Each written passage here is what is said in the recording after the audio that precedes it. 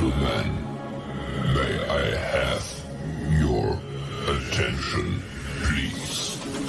The show starts in 10, 9, 8, 7, 6, 5, 4, 3, 2, 1, go.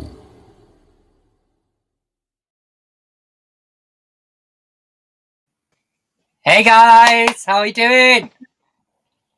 Evening all. You okay? Kwame. Yeah. Somebody here that was he loves that intro. Does So he? as soon as he saw it, he perked up straight away. Never mind, Gromit. Hi, how are you? Hello. Hi, everybody. Hope everyone's all Everybody, right. you okay? Ooh, scary. It's not off, Dave. Get there. Evening, Tori. Evening, Chris. Evening, Dave. Evening, everybody else that hasn't said hello yet. Hope you've all had a good week and welcome back to Movie Chats. This week we're reviewing 1999. We've got a good homework movie in Freedom Writers. Evening, Rick. Evening, Ollie. Yeah, and we'll see where the night takes us. So welcome everybody, and hope you enjoyed this week's show. Hey, Joanne. Stevie? Oh yeah, it's been all right, mate. I've been busy at work, so first day off today. So the car went in for its MOT this morning, so I was sort of housebound most of the day. But it gave me a chance to watch my own work, so can't be too bad. Good stuff. Good stuff. Yeah. Hope everyone's all right. Shall we dive straight in? Yeah, can do. Yeah, if you want. Yeah, let's dive straight in.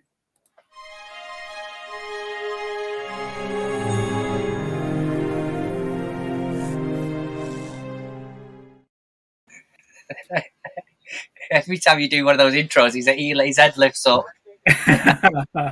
So the movie for the week was Freedom Writers. It was picked by Tori in the chat last week because we were struggling to get a guest on. And yeah, I was pleasantly surprised. It's watchable. I don't think it's on my rewatch list, but I was pleasantly surprised. I think one of the things for me is Hilary Swank in it. The lady that's in it. It's probably one of the better movies I've seen her in. Yeah. But I got like Dangerous Minds sort of vibe with that movie. It was slightly different take on it, but it was definitely sort of a Dangerous Minds. I said that to Lana last night as we were watching it, and she said, "What's that?" And I explained the story, and she went, "Yeah, I think I can give that a go." On the grand scheme of what we've been watching recently, that's definitely one of the better films. So thank you very much for that. Yeah, Dave said he's never heard of it. Dave, it's on Netflix. It's really, really good. It's based on a true story of a down and out sort of gang-ridden English class, and it's one of those feel-good movies where the teacher shows him there's other life outside the gangs. But yeah. I think some of the teachers in there needed a bit of a slap. Well, without spoiling it, I thought the husband was a bit of a dick. Yeah, a couple of the teachers, I was like, it's just terrible. Yeah. They'd literally given up hope, hadn't they, at all? But yeah, it was good. It was good. I enjoyed the film. Dave, watch Netflix. I've got Prime and a Fire Stick. Yeah, have a look for it, Dave. Freedom Writers, and like you say, it's not a bad film. I think it was better than 500 Days of Summer. Yeah, and it was definitely better than this summer that we watched the other week. But yeah, Lana really enjoyed it, or Lorna, as Tori's put in the chat. Yeah, Lana really enjoyed it. But like I say, I don't think it will be one that we'll be rushing to buy if we see it in a charity shop, though. Well, yeah. What year was it? I think it was it something like 2006 or something like that. So I don't know how I missed that, to be fair. Let's have a look. 2007. Hey, Ali. Yeah, no worries. Thanks for letting us know.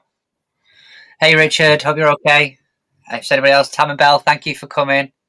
Appreciate it. Yeah, 2007 it was, Steve. Bloody hell. That's older than I thought it was, to be fair.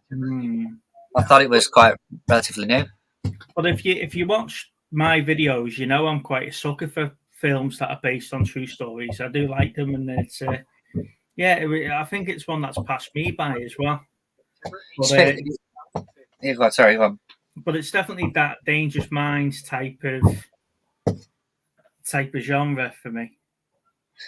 Right, so here's the thing. It's slightly off topic now, but how many trailers have dropped this week? Loads. Absolutely loads, isn't there? Loads.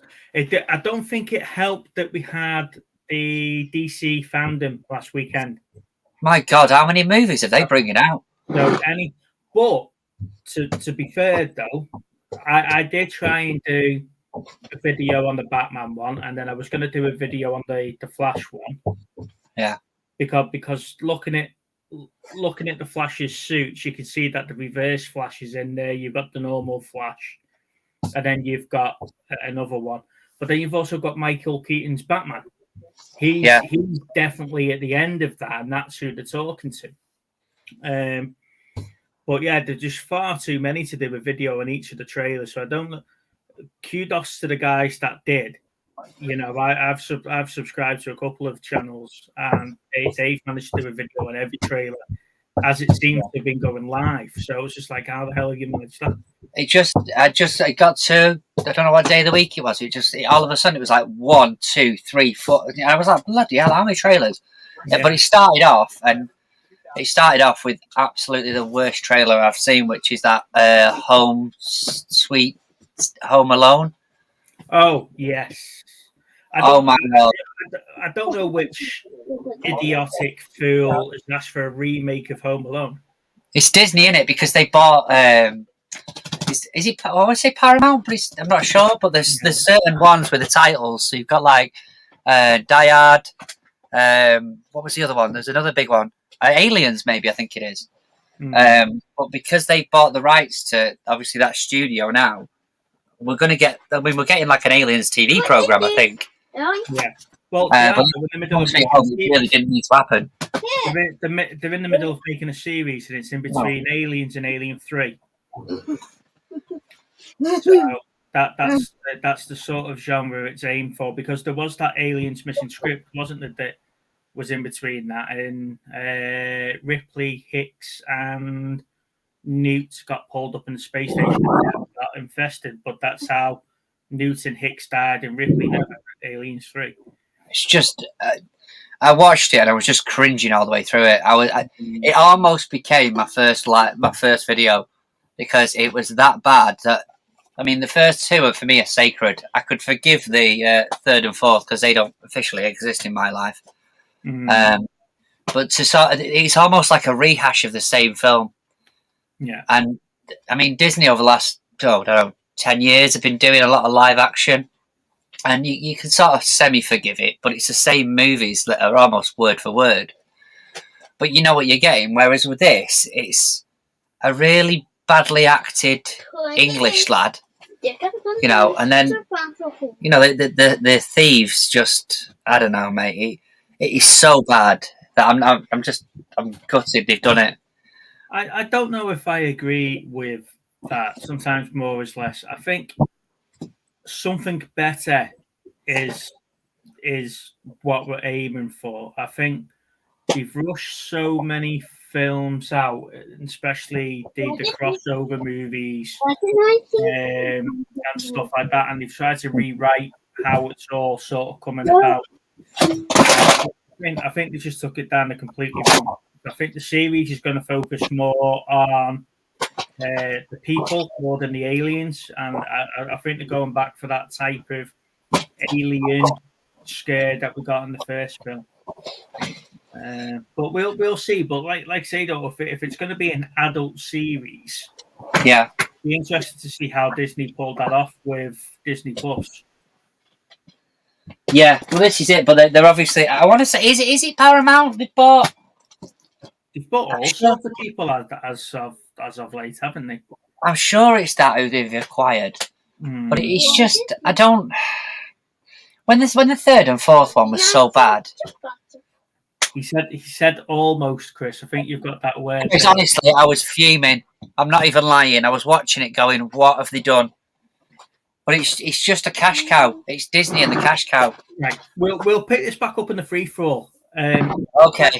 Let's go back onto Freedom Writers. So, who in the chat watch Freedom Writers? Because Tori has mentioned it a couple of times. We finally got around to watch it. Yeah, I enjoyed it, but I don't think I'll be picking it back up again. But it's interesting though that none of those actors in that went on to do anything else of note. No. One of the coloured lads in it. He's in quite a few bits. Is he? Let me figure out who it is. One sec.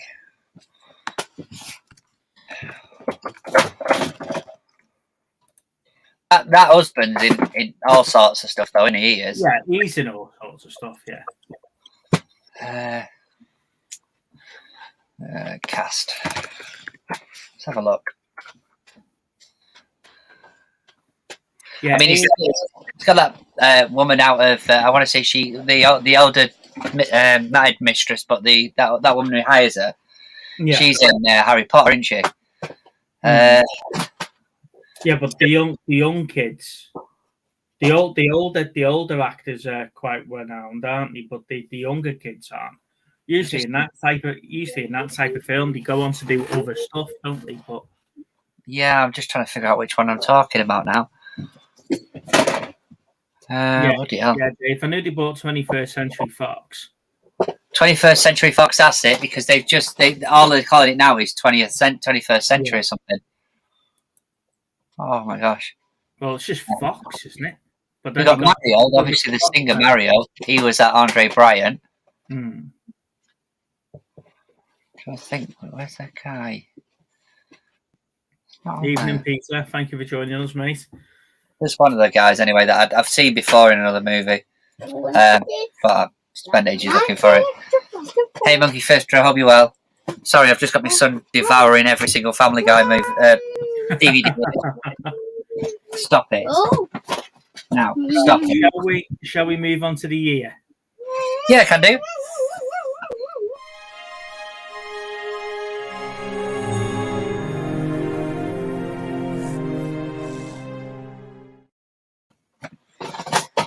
Right, so our year for review was 1999.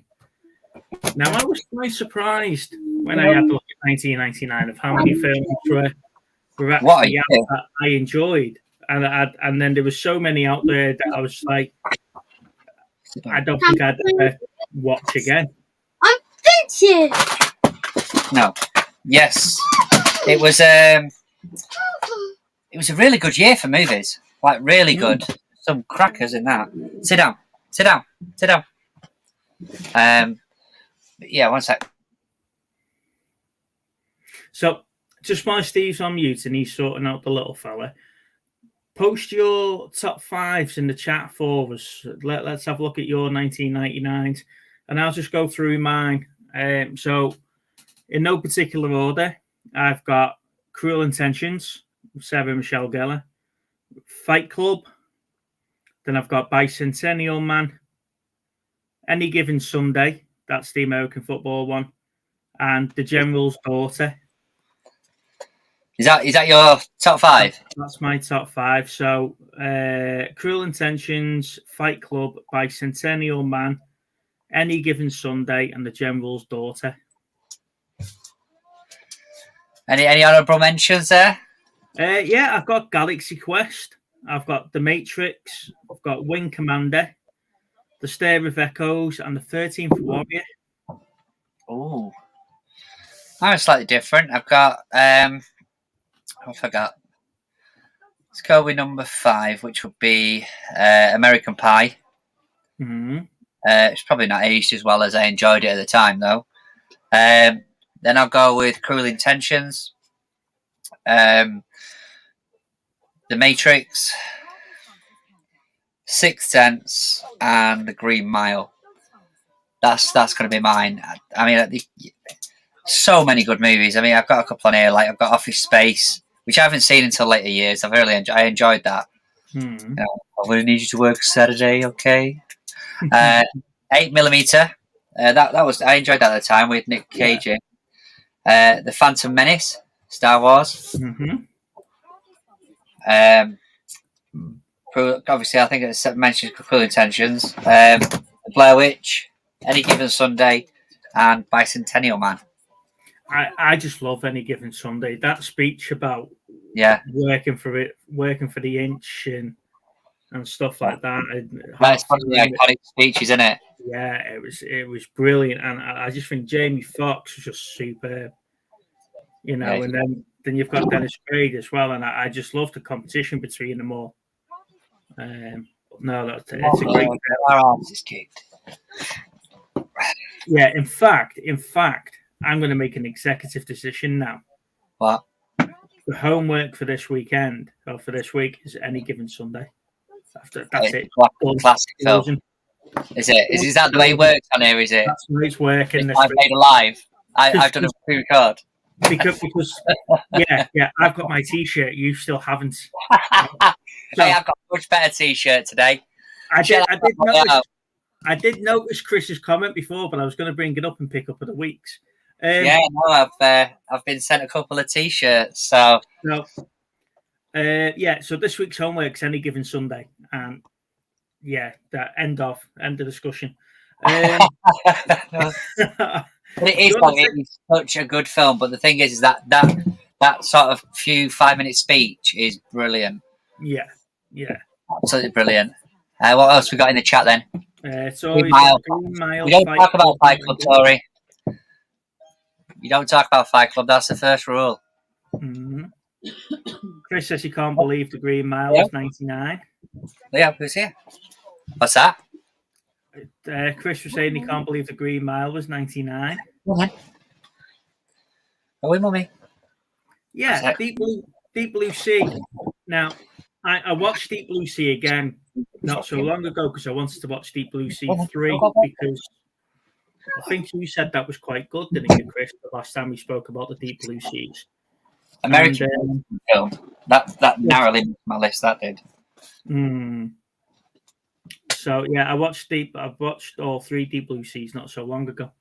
Lainey, what's Lainey put in here? Oh, evening, Lainey, by the way, just in case I never said hello before. The Green Mile, Fight Club, Never Been Kissed, Sixth Sense. Yeah, Blue Streak is proper funny. It's what was you going to say?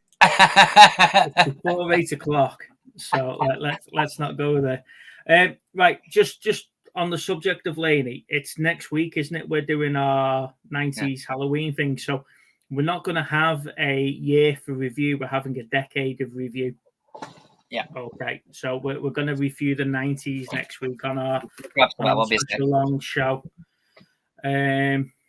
So yeah, it's a bit of a strange one this week because no one's having a say in anything. It's just happening.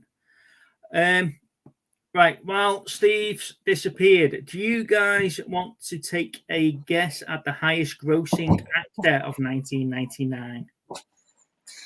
And I'll give you bonus points if you can name the 4 films of that year that they were in. I would say The Sixth Sense. Mm-hmm. The Matrix.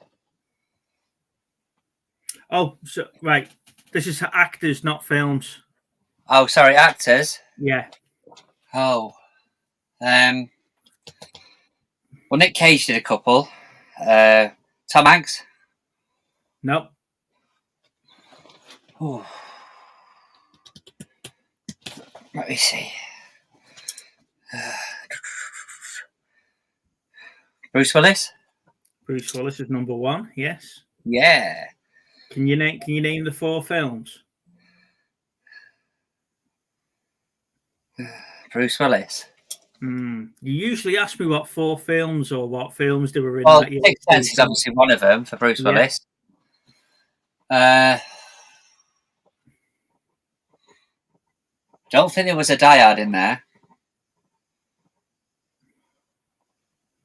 What would they have been? Oh my god. I don't know, mate. I've lost it. So, Breakfast of Champions. Yeah. Frankie Goes to Hollywood. The Story of Us and Sixth Sense. They're his top 4 films. Well, they're the 4 films of 1999. Wow. I think I've only probably seen Sixth Sense. Yeah. Number 2 was Julia Roberts. Number 3 was Robin Williams. You would know that. Yeah, Robin Williams. You would know that, Steve, if you actually got this pre-record out. And number 4 was Matt Damon. Matt Damon. That movie has absolutely ruined anything I watch of it now. Literally, anything I watch. Team America is going to be next week's homework. America. Highest grossing movies of 1999. Now, this one is quite contested because depending on which of the lists, number 4 and 5 swap over. So I think it depends on when it was written.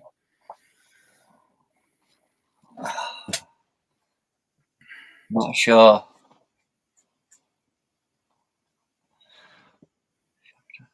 Evening, Shabba. Hey, Mr. Diggs. Hope you're well, guys. Did you see Mr. Diggs try to sell Chris back his arcade machine? Well, honestly, Mr. Diggs, that would be some skill. You're lucky if you get a fiver out of him, let alone 400 quid.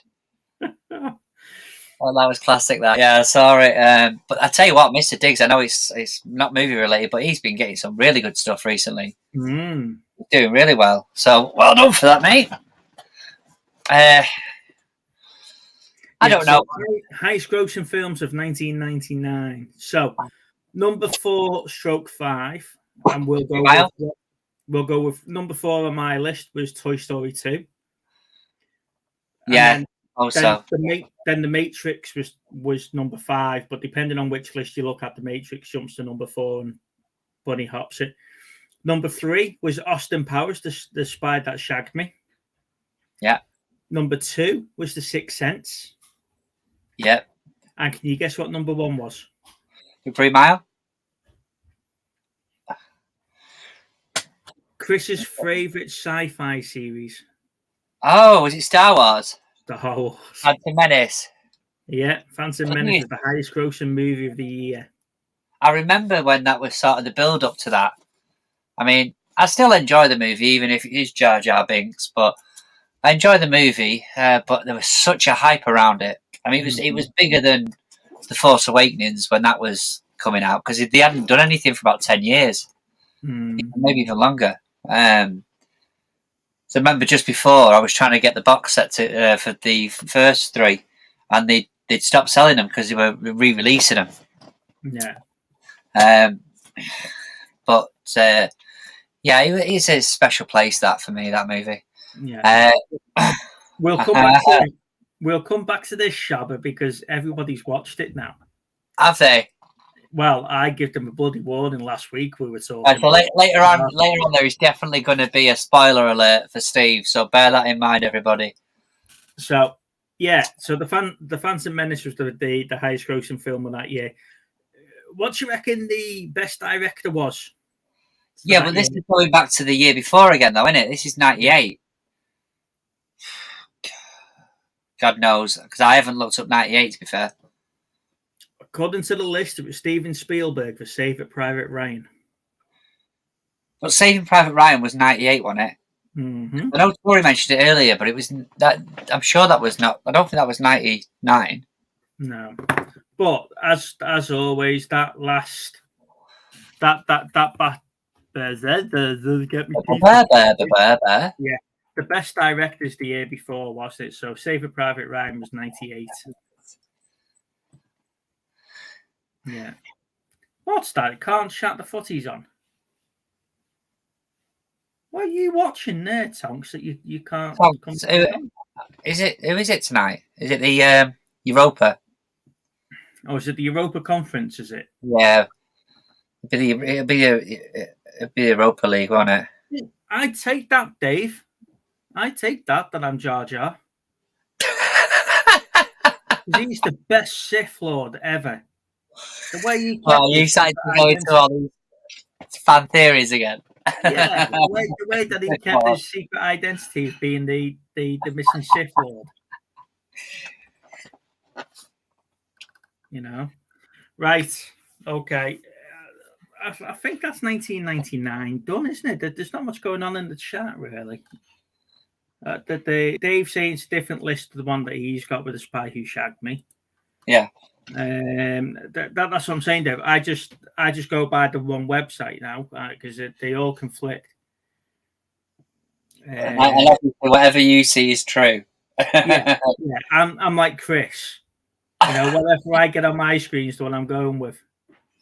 If it's from John YLM to you, it's John YLM. You know.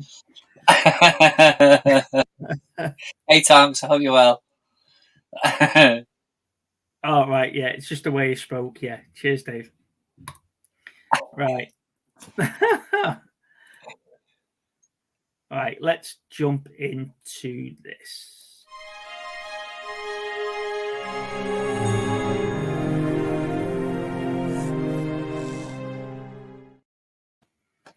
So this is the segment of the show where we show off what we've picked up this week. It doesn't have or necessarily have to be movie related, just anything cool. Please feel free to leave your comments and tell us what you've picked up, or you're more than welcome to come on Free For All and show us yourself. Steve, should we start with you, or do you want me to go first? I don't mind going first. Go on. Obviously, I've been in work over the weekend, so I've not massively had a lot. But I picked up a couple of my what was this missing Disney DVDs, Blu-rays. So I got which one? There we go. I've got Basil the Mouse, Great Mouse Detective, and Robin Hood. So they're a couple that I'm missing out of the loads of them I've got, because I've been slagging off Disney. They're classics. I picked up one called the Relic, which is I had a look at some of the featurettes on it and stuff. It looks really good, so I want to give that a watch. It's basically the daughter and her daughter go around and see the grandma, and like from what I can gather, like the house is rotting away, and then so is she. So it's a bit of a horror one, but I thought it'd be good for the time of year. So I got that. Other than that, obviously I got a couple of t-shirts sent to me. So I've got my Zombie Beavers one, so I'm really chuffed with that. But by far, the coolest thing I have in this room at the minute is this.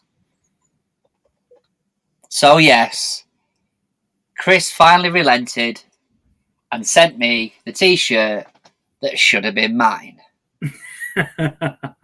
So I have the official Quantum Leap t-shirt. That is, it's too nice to wear at the minute.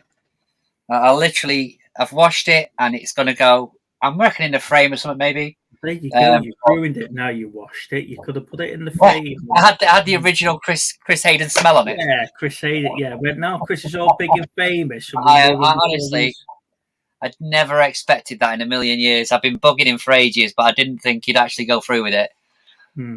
He asked for it unwashed. Yeah, all right. But yeah, seal that in. Yeah. So, but I am so chuffed with that. Honestly, it's by far the coolest thing I've got. And it goes with my pillowcase that I've got downstairs that hasn't been relegated upstairs yet. So I've got my pillow with my Quantum Leap on it to go with my DVDs. I might ask Santa for the Blu-rays for Christmas. Yeah, I had to look at the Blu-ray set a couple of weeks ago, as you know, and the price of it was ridiculous. See, this is the thing, Dave. Honestly, I'm not sure if he's being held up there. I reckon we should do like a free Chris movement, a bit like Britney, because that's two traumatic things he's had to go through this week, with getting rid of the arcade machine and getting rid of this t-shirt, which I know he loved. So, but I am super grateful. The most dramatic thing you're ever going to see is when we help him move house, and I'm trying to get my rubber tire out of that planter. he is taking that thing with him. If not, he's We are getting getting that tyre out. That rubber is going from one place to another. yeah. If not, he's getting 4 more delivered the week after.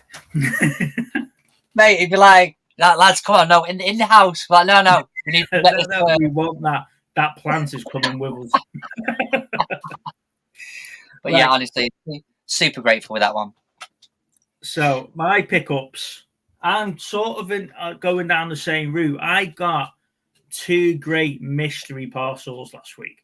I got the NX01 from Chris, and to be honest with you, I didn't expect it. When we were talking about him picking up, at the boot sale and stuff like that, I didn't expect it to come through, so I was mega grateful for that. However, on Saturday, we were out, and my neighbour sent me a message to say, you've received a parcel, and I'm like, what, for me? And I haven't ordered anything. I'm on a buying ban because Santa's coming in December, and I don't want to ruin his presents list. So when I opened this parcel, and I turned over the return to see who sent it through, and it's just got like Steve's name on the back of it. So I was like, oh, what's he sent me this time? So I've got a little Lego Enterprise. Yeah. That took so long to build. That was unbelievable. I got Predator Special Edition 1 and 2 in a nice little box set to go with the other copies of Predator that I've got. I got Optimus Prime. Now, these things are 2005, 2006, and they're still in the boxes, so they're staying in the boxes. It's very rare for me to keep Transformers in boxes, but these things can stay in them. A little hot rod. And then I thought I saw this at the bottom of the box. I was made up when I saw that. And it's brilliant. Really nice boxed Transformers the movie. I was like, yes, it's got to be done. Now, I have already got the Steelbook DVD already, so I'm not going to lie. But that has just took its place in on the shelf. Well, it is the Blu-ray version. It's the high definition, It's We're in high definition these days. And I have swapped it, and it's gone. It's swapped with a DVD one now, so that's prime display on my shelves now. The DVD's hidden behind something else. I saw it. I was like, I've got to get that for him because obviously I've got my copy downstairs, and I was like, if he was a true Transformers fan, he would want this. So, but yeah, I was absolutely made up on. I was like, bloody hell, more boxes. More boxes, more toys. She come into the toy room, and I'm lying on the floor, and I've got the Lego out, and I'm making the Enterprise. And she's like, what are you bloody doing, you? So this is what he sent me. But that they were awesome. Thank you, Steve. Like, you're welcome, mate. I was made up when I saw them. Now I can chat instead of just listening. Well, thank you for joining us officially, then, Ali. Speaking of Ali, hello. Hey, Ali, how you doing? We need to have a catch up soon now. Yeah. So, what's the chat picked up? Anyone picked anything good up? Has anyone picked up an arcade machine? a once in a lifetime sort of opportunity to buy an arcade machine, Back to the Future arcade machine. Yeah. It's a one of a kind. you knew that I'd get sold. I mean, it's awesome. Even looking at it's just awesome. Yeah. But I must admit, I did shed a tear. I've always wanted to build an arcade machine. It'd be easy to do, a couple of pieces of plywood and stuff like that, and build a frame. And yeah. But I always wanted to put a 60-inch telly in one. I think that would be cool. It'll just be a big ass cabinet, wouldn't it? Where are you stationing the joypad and everything in the middle? Yeah, I'll build it into the console. A 60-inch telly, you'd be over the other side of the room. Yeah, it'll be ace. It'll be ace. You'll be sat there like that playing Mortal Kombat. Your eyes just failing on you. I'm old now, though, Steve. I need an excuse for glasses. That'll just give me one.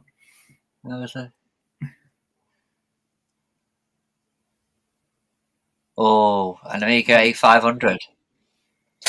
So I've got a couple of those little machines, like the PlayStation 1 and the NES and stuff like that. Yeah. The PlayStation 1's got 1,800 games in it. So I thought, Wow. but the amount of time that I actually play, because I'm still stuck on Halo Wars 2 at the moment, waiting for Halo to come out in December. They got Freddy and Jason trainers. Nice. They're cool. They need to put that. Yeah. Really cool. You need to put a picture of that in the group, Dave, to show us all. You see, I see a lot of those Canvas and stuff on like Facebook and places like that. But then when I look at them, the sizes are nowhere near my size. Lana's mate, I'll have to get her to put the link in. Lana's mate left the airport a couple of months ago, and she started doing them bespoke trainers. Yeah. You tell them what trainers you want, or you could send her a pair of your own trainers, and she'll do it all for you. And some of them are absolutely spot on. It's just a shame. It's just a shame I'm 39 in size 11 because I would have been wearing them.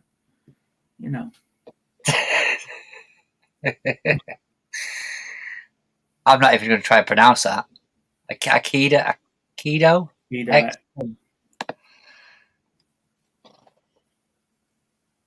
I bet there's some cool stuff out for Christmas though this year. I reckon there's right ones.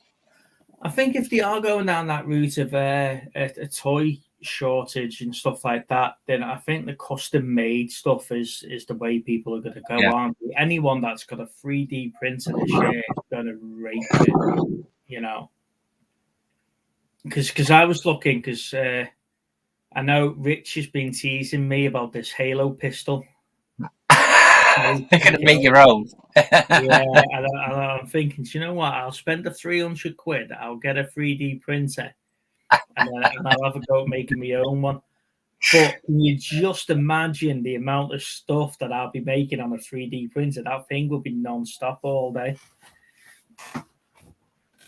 Just on all the time, yeah. Yeah.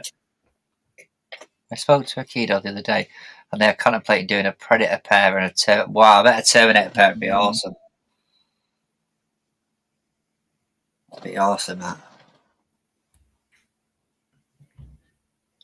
Yeah, I think. Go on. So, what have you got your eyes on from Santa this year, then, mate? What have you asked him for? Like I say, I think probably the Blu-ray set of Quantum Leap or something. I'm a nightmare to buy for because I have everything I want really a lot of the time. So, plus, I mean, where do you go picking a movie that I haven't got? Several times. Yeah, several times. Although I did part with one of my RoboCops, so I've only got about 3 now. Yeah. Oh, I'll tell you what I would like. The Jurassic Park, like the original, trucks. Oh, the Jeep. The Jeeps. I'd like a couple of those vintage ones. I was at a toy fair the other week in Bolton when I picked up the Alien Queen, and the price they want for one of them is unbelievable. Yeah, I know. It's ridiculous, isn't it? I'm not having one just from there. Yeah, just to go on the top of your shelf with the rest of the crap. Yeah, I mean, with my collectibles, that's what we call them, innit, Steve? The collectibles, yeah, they're not toys. They never get played with, and you've never seen me play them at the end of the video at all. So, no. But the price that they want for stuff in toy fairs is unbelievable. When I saw the Queen for the price I paid for it, I was like, yeah, I'm definitely having that. But yeah, would you buy them from a toy fair though, unless you really had to? Because them prices are better inflated. Well, the collectors, aren't they, and stuff like that. Yeah. So I'm still after a box. Yeah, Condor for Mask will be awesome. I'd love generally. Yeah, I mean, there's loads of stuff at the minute that is desirable, aren't they? I mean, it's definitely quite fashionable to get some of these vintage stuff. But it's nice to see that they're all moving away from pop figures. You know, you used to go to a toy fair and it was just nothing but pop figures, and you're just like, I can get them anywhere. Yeah, but we had the. It was nice to see them going back to the original stuff, but like say when you're looking at a Lego Death Star and he wanted 650 quid for it, and then a Star Destroyer, one of the Excalibur Star Destroyers, 800 and odd quid. It's just like Jesus for a Lego set. I don't think I could justify that one to Lana. She'd kill me. Well, Lou's just put on Facebook on the movie chats Facebook. So there we go. Let's see without the lights. Yeah, let me put the Home Alone. So I can do it without. The Home Alone house. Yeah. The Home Alone house. 250 quid. That's not so bad then. I know, but he's got all the little figures with it as well. That's well cool. Yeah. Like there. See if I can zoom it in a bit. They are cool, man. Even the figure alone, I'd have. Oh, yeah. Old guy with the shovel. They're brilliant. So just noticed that. So ask me again. What would I be having for Christmas? Yeah. 250 quid though for a Lego set. And her review is this, and all about James Bond movies. I'm so dying to see No Time to Die. I just can't get there at the minute. I really want to watch it. My eldest went to see it, and she's not really a big Bond fan, but she went to see it with her mates and she said it's really, really good, and that surprised me coming from Jessie. That she said it's really, really good, and she said it's definitely one for me to see. She said you don't have to ignore the people that said that you've got to go back and watch the rest of them and stuff like that. She said I've never seen him and I understood what was going on, so it was like right, okay. So yeah, that's on my watch list. And Dune is out today. I thought it was out tomorrow, but it's not. It's out today. So that's what me and Lana are doing on Saturday. She said you can treat me to a night out in the cinema. I'll fall asleep in the recliners and you can watch your film. He also gets a peace and quiet. That's amazing. Yeah, that's awesome. That's the way to do it.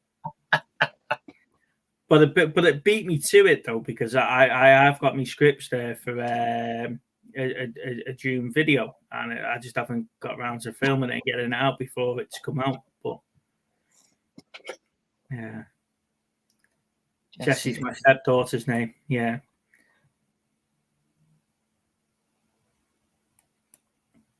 Yeah, my eldest is 14, Pete. So trying to get her to go to cinema to watch James Bond was a big no. So. Yeah, her mates managed it and she loved it.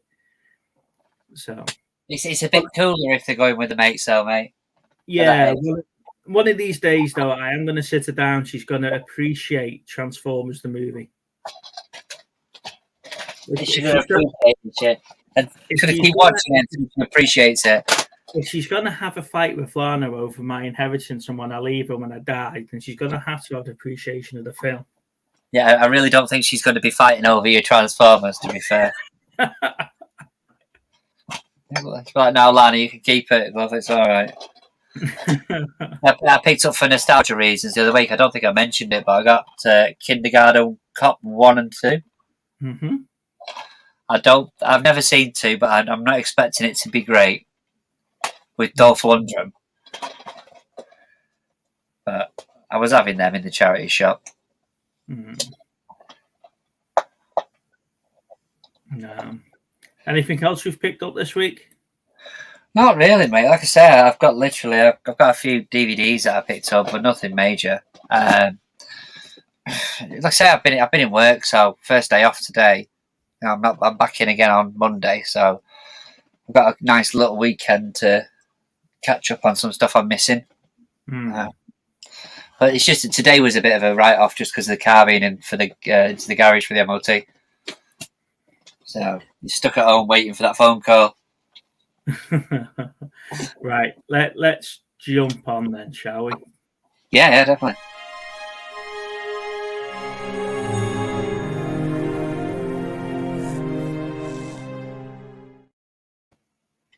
Right, ladies and gents, this segment is where I put the link in the chat. Bish bash bosh, done. Oh, it would help if I did it with the right keyboard.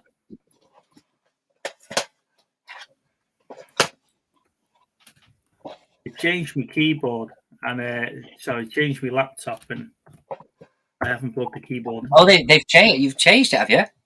Yeah, we've got a new one. So there you go. There's the link in the chat. So please feel free to come and tell us what you've picked up, what you haven't, what you've seen, if you've watched any good series or anything like that, or if you just want a general chit chat. If you're feeling lonely, come and join us, and we'll try and cheer you up. Steve's really looking for an excuse to talk about Squid Games, people.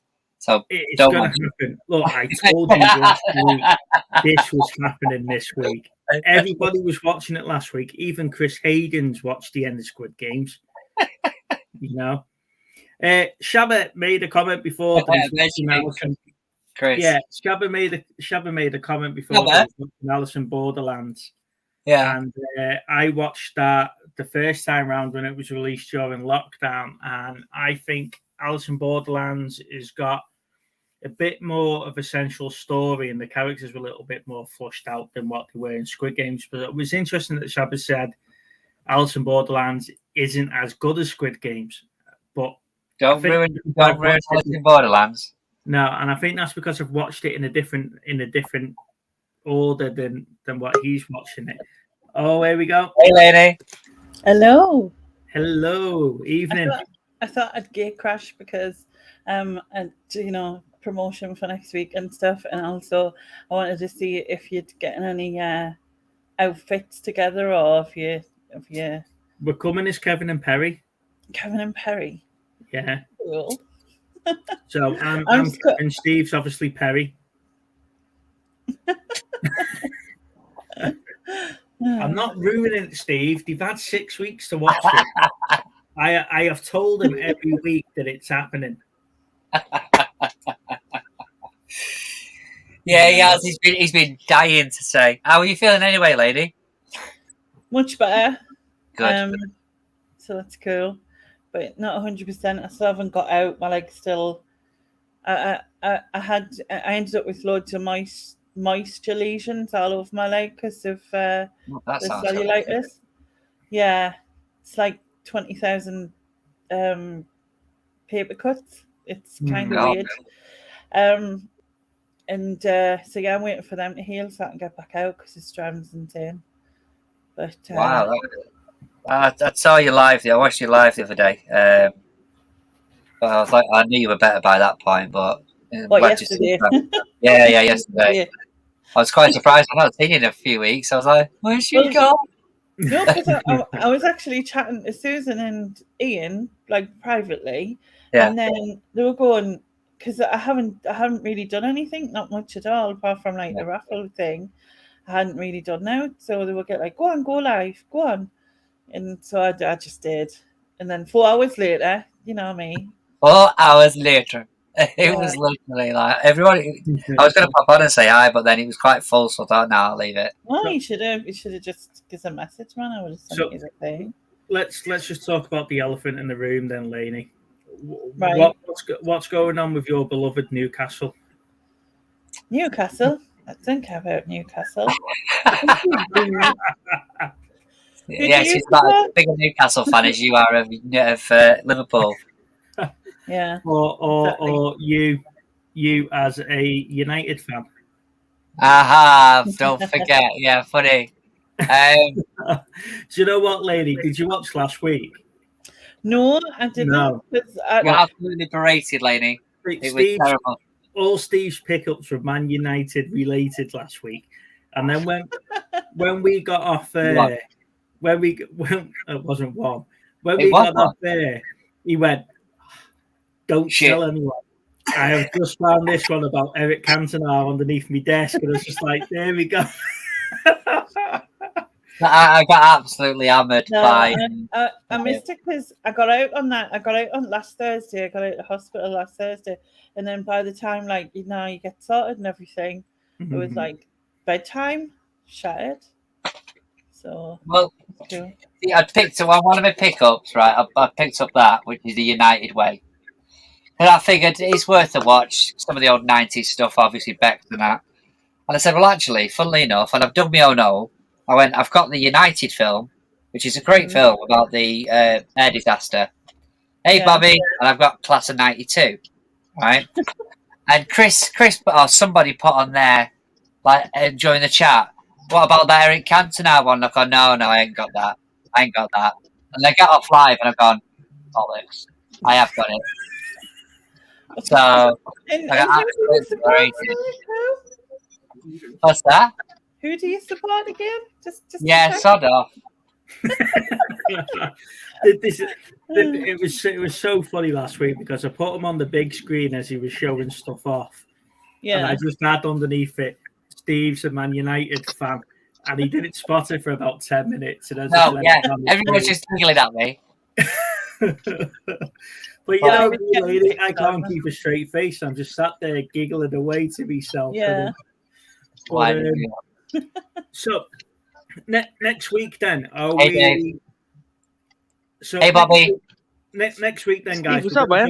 With Laney's fundraising week, and we're going to need a couple of volunteers to come on for a quiz type of game that we're going to try and play. So Laney's going to hopefully come on and host it. Are you still on for that, Lane? Yeah, I've done the quiz. I'm well prepared, me man. So if we've got two people in the chat, that are willing to come on and come give us a hand, it's either that or we can nominate members of the chat to help us as well. Yeah. So we can go down that route. Are you having so would it be you two against two members of the chat, or would a member of the chat be one of your partners essentially? So after I annihilated Steve in the quiz rounds on the previous show, I think it might be I don't know, Steve, what do you reckon? Do you want to face me again? Mate, I'd smash you again if you want. I mean, if I was putting forward people, I would say if you were wanting a partner each, I would go with Ali or Gary. Go Jazz. Go Jazz, yeah. Well, I can say whoever's up for it. Eh? Whoever's up for it. Oh yeah. But I was just Jesus, Bobby, you look like a gangster version of Mario. What's going on? I look like what? A gangster version of Mario. A gangster version of Mario. I don't even know what that. I don't even understand. There we go. How are you doing, Bobby? What's going on? So now I just heard about this channel just today.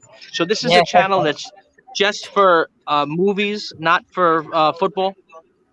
No. It has been mentioned a couple of times tonight, football, so it's not completely off the agenda. Big Steve, I know little Steve. What team do you support, Big Steve? Oh, wrong arm. That arm. There we go. I'm an Everton fan. Were you pissed who did that? I gotta get it. I'll come right back. Don't forget, I'm the size of Shrek, so my arm's a little bit out the way. I'm sure that looks like a Liverpool tattoo. Yeah. Oh, shut up. So just because your Man City tattoo is red. Well, it looks like we've lost Bobby then. I don't think Bobby's an Everton fan. No, he said he was having a call, so he's just popping back. All right. I just didn't want to admit it. Something like that. Well, you mentioned Newcastle. So what's the plan for next week then, Lainey? Are we back on staying on our scheduled times and we're just going through that? Because the previous year you had different times for different people, wasn't it? Yeah. Well, you just doing this on your scheduled time.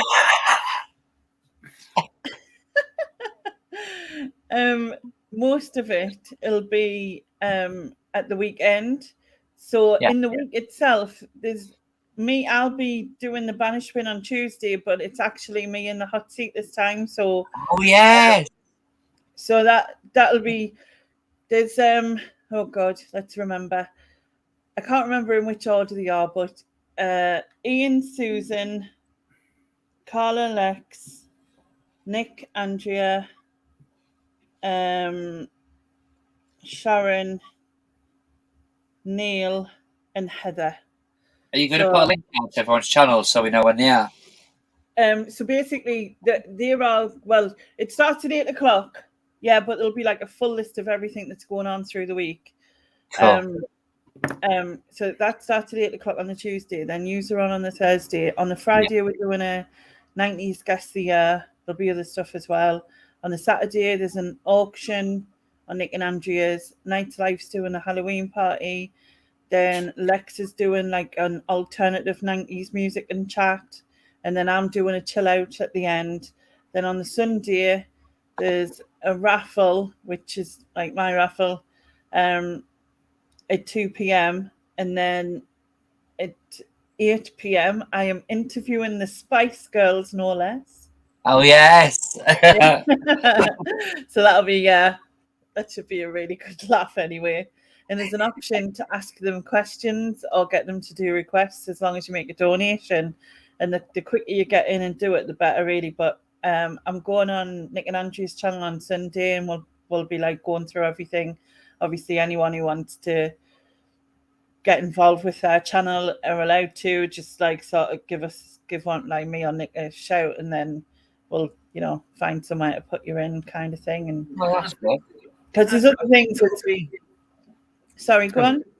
Go on. Sorry, Lainey. I was just going to say, because there's other people that are not quite 100% decided on what they're doing yet, so it's just not listed yet, but there's ideas going around still. So next week, the plan for us is that we'll start off normal. We're going to do the homework, and then we're not doing a year review. We're doing a decade review because it's 90s based. We might as well do the 90s decade.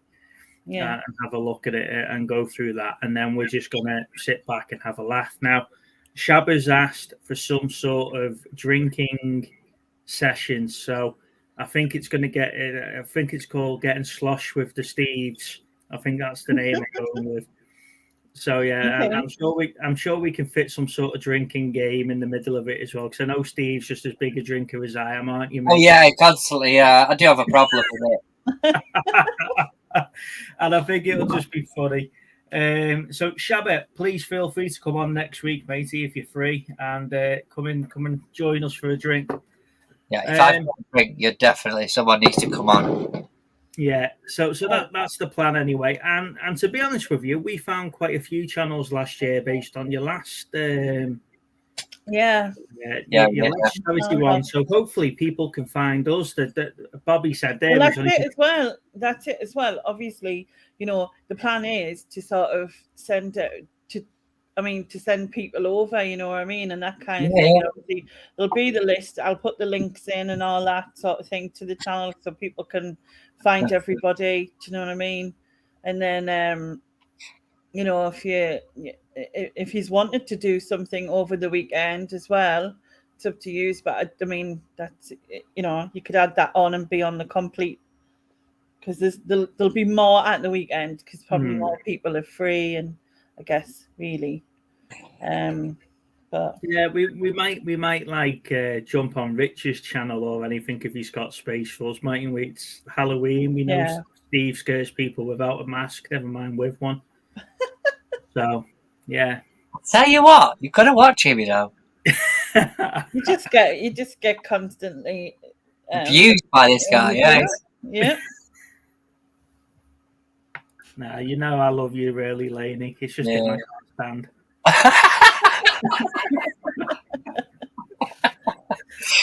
Okay, fine. Oh, nice one, Shabba. So your quiz that you set up, then it's movie based. 90s, all 90s related. All 90s related. Yeah, it's 30 questions at the minute, so I may change it. Well, it's there's 10 questions, so 10 sort of general questions.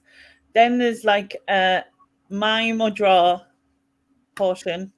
And then there's guess the year, which I think always goes down well, and plus it man because of the difference in point options on it gives the chance for me Steve to move further forward. Yeah, I was going to say for Steve not to catch up again, but yeah, see him ending.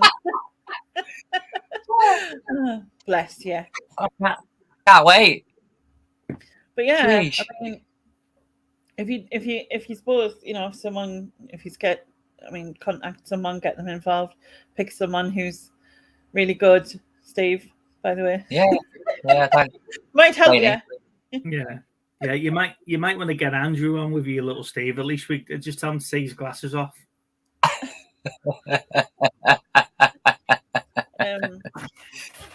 But yeah, it's all done. So that's it should be good. Hopefully, should be good. Yeah, definitely. David Pear's saying. I feel like the thing is, like, I've barely been online. Like, I've barely been on YouTube much the last few weeks, and like next week I'm on Nick and Andrews on Sunday. I'm on here now. I'm on Nick and Andrews on Sunday. Then I'm on Tuesday on mine, Thursday on here, Friday on Nick and Andrews, Saturday on Nick and Andrews, on Lex's and on mine, Sunday on mine and Nick and Andrews. Honestly, I'll just be like mad. It's gonna be mad, but it'll be good. All right, stop showing off. She's YouTube. I'm really looking forward to it, and like I say, I think it's a good opportunity for us to let our hair down on the channel and Yeah, just have a bit your hair down. Yeah. You know, I can grow hair. You know, we have had this conversation before. You know. Yeah, but like right now, you can't let your hair down, can you? No, but if I let it grow for next week, I will. Oh yeah, we well long. Yeah. Oh God, I'm just laughing at Tori, Chris, and Dave in the chat here. I think Dave's in the. I think Dave's in the risk of getting naughty stepped in a minute. I think they're having a domestic, aren't they? They are. So have you got a film picked for next week? Any given Sunday. You missed the start of the show. We were talking about 1999, and my top 5 was The General's Daughter, Cruel Intentions, Fight Club, Bicentennial Man. And then I just made an executive decision. We're going with Any Given Sunday. Yeah. Nobody else had any chance. Because I was going to suggest a Halloween one, given that. Absolutely. This got to override Any Given Halloween at the end of the week. But if you've got that one picked, then if you wanna throw a side film in, Lainey, I'm sure we can fit 2 in. Well, my favourite Halloween is Hocus Pocus because I'm really not good with horror films. I haven't seen that in years. Hocus Pocus. Oh, I love Hocus Pocus. Hocus Pocus. There we go. Hocus Pocus and Any Given Sunday. All right. Okay. Oh, speaking of which, Lana went to see the new Halloween film this week, and she says it's awful. Mm-hmm. Really? Yeah, she says it's really awful. I can't do horror. She's not seen any of the other Halloween films. Yeah. I said it was awful. Do you want to come and tell them? All right, okay. It's time for Lana's movie review. Yeah, Lana's movie review. She went with her cousin last night or Tuesday night. Mm. And then I was upstairs watching series 2 with Another Life on Netflix, and she came in. She went, "That was awful." Now she's never seen any of the other Halloween films, and she said, "I can't believe you've made so many films based on that character." And then, and then you realise only at the end of this one that they can't kill him. It's just like, I'm not ruining it for anyone. It sounds does it just come out of your mouth? Give a spoiler. Can you control it? Like me and just spoiler. There, it's not better. It's not better. You're going to stop rolling that now. You just can't control yourself, can you? Technically, you're supposed to put that out before you do the spoiler, not afterwards, because no one can block their lugs for a second. I don't. It's like the Squid thing, the Squid Game things, lady. I watched this day one, so when it was released at 5 o'clock on Netflix, 5 o'clock in the morning. Yeah. By the time people have got up Saturday morning, I'm on the last episode, so I'm dying to talk about it. And these guys took 6 weeks to watch the thing. Well, I have to say I haven't seen it, but it's probably not my thing, so I haven't watched it. I do know other people who've watched it and have enjoyed it and stuff, but not really for me, I don't think.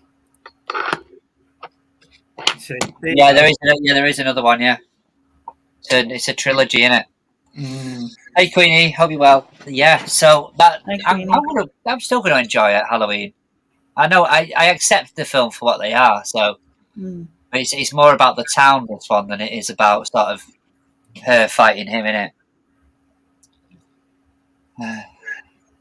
I only watched Squid on the review site. Yeah, I've been trying to review it, Dave, but he won't fucking let me.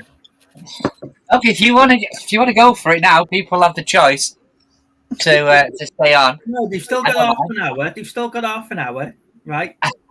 You'll have to watch it. If you don't want me to spoil Squid Games, disappear for 5 minutes and come back. No, don't stay with us. Please don't. Please don't do that. We haven't got the viewers to allow us to do that.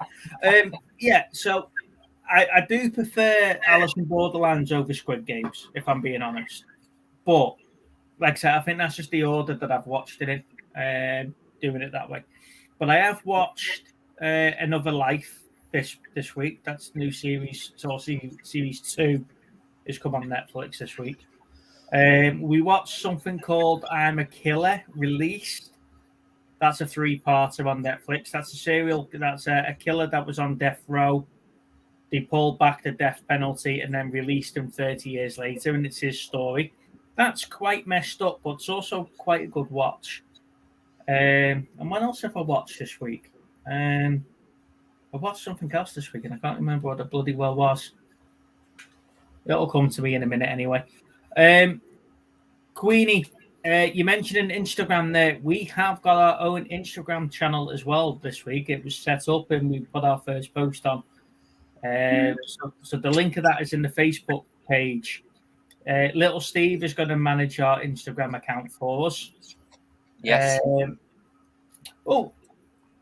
Lainey, did you see the 2 shorts that we've put up? We've been playing with the shorts as well on YouTube this week. No, I seen what did I see? Oh man. Put on the spot now. She's like, I ain't seen anything in about 2 weeks. So far,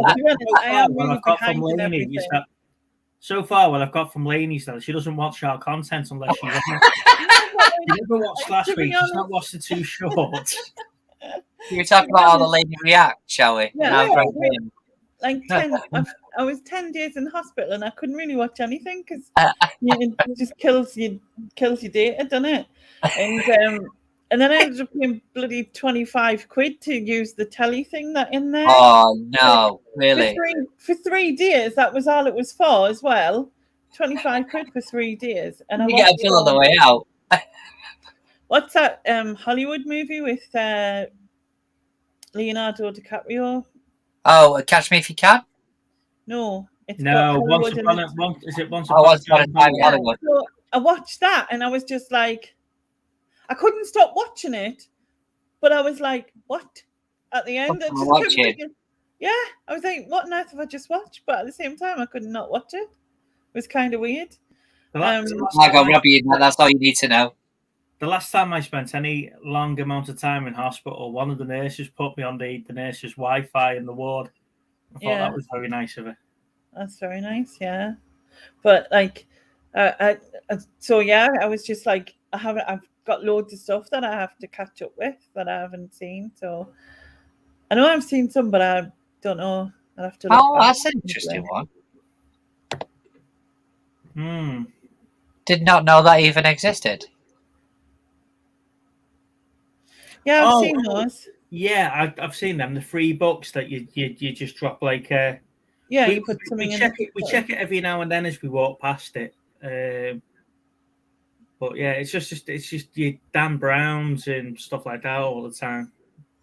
Wilkinson's has one as well, but I think they're 50p each or something in there. But still, you know what I mean. All right, that's it. But yeah, the other thing I've been watching is Doctor Who. I stopped watching Doctor Who after David Tennant left, and I didn't go on to the mat because it's one of them things. Is like after when Christopher Eccleston was the Doctor, I never thought that once he left that I would still like it. I thought, oh, I'm not going to like it, but I got to the point where I actually preferred David Tennant. Now, the last episode of David Tennant, I was really, really gutted. It's just that bit where he turns around and says to the camera, "But I don't want to go." Yeah. Well, I couldn't get into Matt Smith, and I haven't tried David Capaldi or. Same, I couldn't get into Matt Smith at the time, and my friend, she always says she thinks he's the best. So you know Bad Wolf anyway, Susan. So she thinks he's the best Doctor, and she's met him. She went to like a Comic-Con place in America or whatever. Anyway, she said to her, just give him a chance, just try it, give him a chance. And I have to admit, I'm on the 10th episode of the second series with him in, so it's like the 6th series altogether. And I do like him. He has grown on me. David Tennant's still my favourite, but I don't know how I'll feel further down the line, if you know what I mean. And I kind of thought I'd probably watch what's her name, the female actress, Jodie Whittaker. Yeah, I'd probably keep watching with her in, but unfortunately, I think she didn't really get the best storylines from what I've heard. And then I don't know who's going to get it next, but I suppose it'll lead into that. But I don't know where they can go with Doctor Who now, though, because obviously after the David Tennant death, he's only got one heart and not two. Yeah. You know, they've regenerated him 3 times since then. Yeah. So they must be coming up to, because wasn't there something that he could only regenerate 13 times anyway, and now he's only got one heart instead of 2. So I don't know how far this on. There was something happened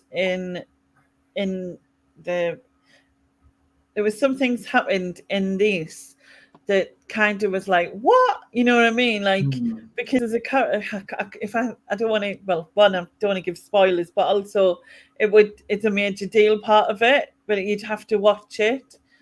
And then you kind of like, you know what I mean? It's kind of, it's a strange thing. I'm so far behind Doctor Who. I'm like Chris being on season 2 of Prison Break. It's to do with Alex Kingston's character. Right. So, yeah. Well, you need to figure out what Cobra and Cobra Kai is, Steve. That's what you need to figure out. I just misread his message, mate.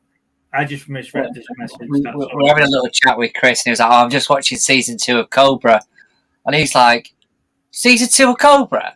We're on the 4th season coming up now. And I had a proper conversation about it, and Chris went, I think you're getting a bit confused here, Steve. He was like, oh, yeah. Yeah. I just misread what he put. Trying to convince Chris that he was 2 seasons behind on a program that's only just been released 2nd season. It's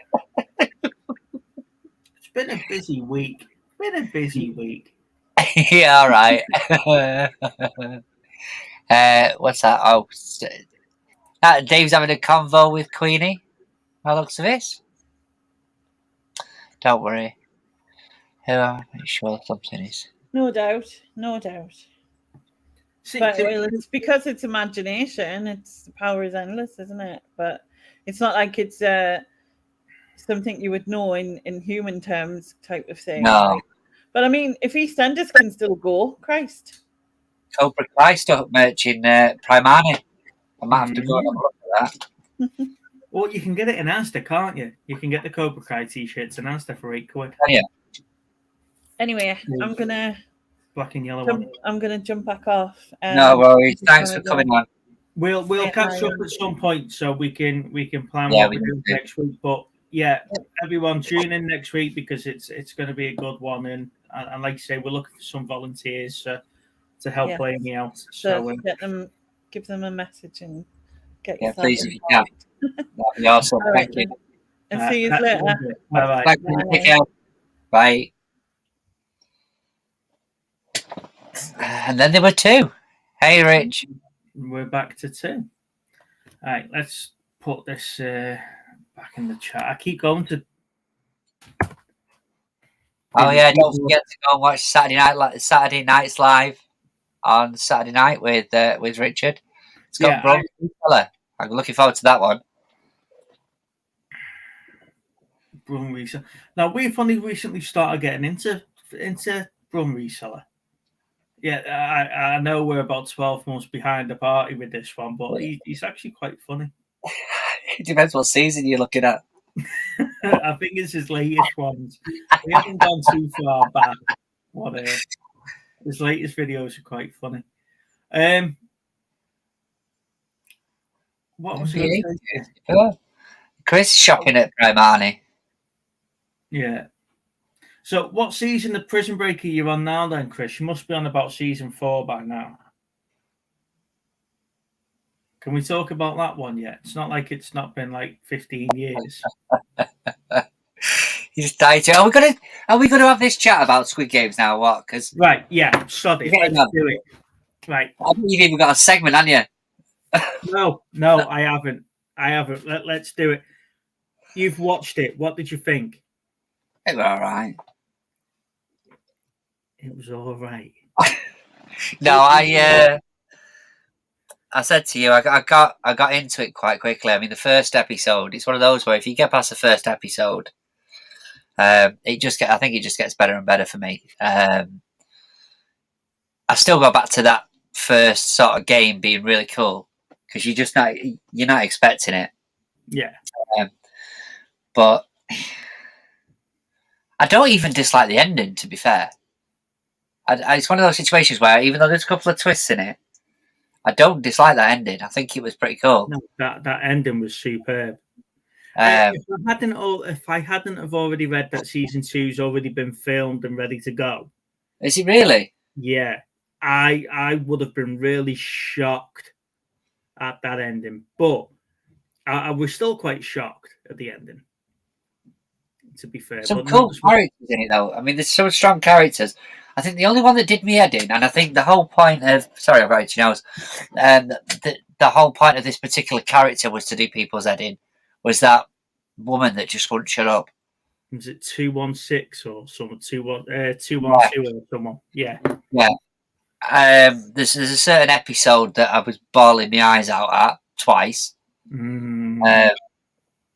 But it just got more and more intense, didn't it? Yeah. More and more intense. Such a great one. I think I know what episode you're talking about there. Guys, can you just put in the chat if you've seen it so we can actually talk about the episodes properly, or if you've got no intentions of watching it and then we're not spoiling too much for you. Those first couple of games, the green light, red light, red light, green light, yeah, and then what's that? I thought the writer had no interest in doing the second season, but no, they've already filmed the second season. It's ready to go. So the first couple of games, like I say, after the first game, and they all decided to go home, and then all opted to come back in again. I thought that was quite good. You know, because they didn't know getting into, didn't they? After that, it was like no shock factor with that. Yeah. Oh, Richard, you've got to watch it, mate. You've got to watch it. So it was quite a right. Can we do without the 45 million or 456 million? Prize money, and they all go back into it. There's one character I think was an utter dick, but in the same breath, though, he's very, very clever. Very, very clever the way that he got around some of that. So Ali's just said that she's heard people talking about it. Would love to know what it's about. It's about a bunch of sort of down and outs. I say a bunch. There's hundreds. There's a couple of hundred at least. 456 to be exact. Is it? 456. Yeah. That are given the opportunity to win money by playing kids games, or what was perceived as kid games, sort of growing up. And at no point is it mentioned that, you know, if you win, you go on to the next round, and there's a certain amount of money put into this piggy bank, which is floating over where they're staying. But if you lose, they die. So, but the thing is that the way that they entice them into this game is that they meet up with a guy just in random places. I think 256. He meets him at the train station, doesn't he? 456 meets. 456. Sorry, 456. And he hit they all play the same game, don't they? Initially with that, so but they already know that they're in debt. You know everything about it. Yeah, so they're massively in debt. They've done the research, but they if you knock over, like, it's like Pogs, isn't it? Yeah, basically like Pogs. So if you knock over their envelope, when you smash yours down on the floor, you win. What was it? 100,000 was it, or 50,000? It was 100. It was 100,000. 10,000. Yeah, 100,000. Whatever their currency was, wasn't it? Yeah. However, he was playing for slaps, wasn't he? He Yeah. just wanted to see how. If you lost, then he'd get to slap you in the face. So obviously, because that was pretty much harmless, they just kept going for it.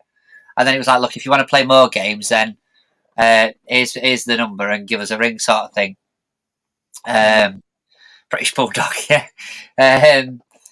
But the thing is that these games they sort of intensify as the series goes on, and obviously there's less and less people. But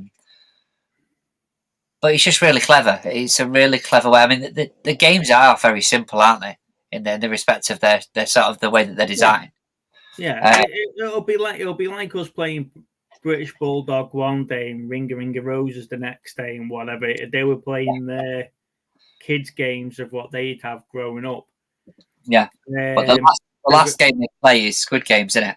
Yeah. Which they explain at the start of the very first episode what that game is, what the rules are.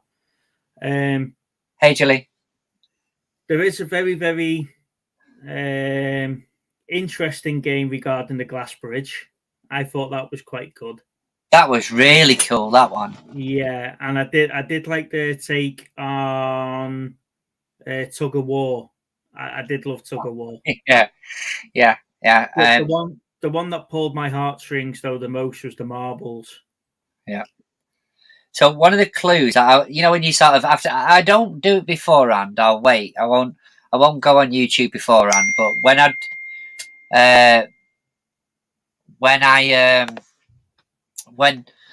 I'd watched it all, I was like, right, I'll go on reviews. I'll go and have a look, and obviously the fan theories and all the rest of it. And one of the things that came up was in that, like, I want to say a sports hall or whatever it is, where they're all staying. Behind the beds is actual signs of all the different games.